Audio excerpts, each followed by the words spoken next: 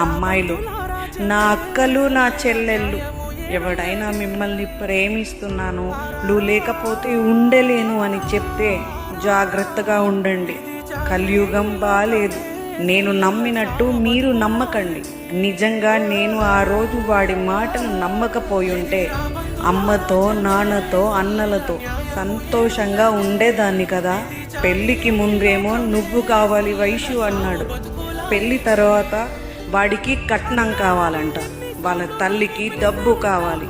దానికోసం నా బిడ్డను, నన్ను ఇంత దారుణంగా హతమార్చాడు. ఒక్కసారి ఆలోచించి ఉంటే నేను ఈరోజు బ్రతికేదాన్ని.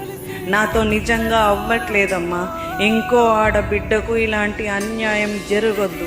వాడికి శిక్ష పడాలి. అందరూ ఆడపిల్లలకు వైషమ్మ కేసు ఒక ఆదర్శంగా అవ్వాలి.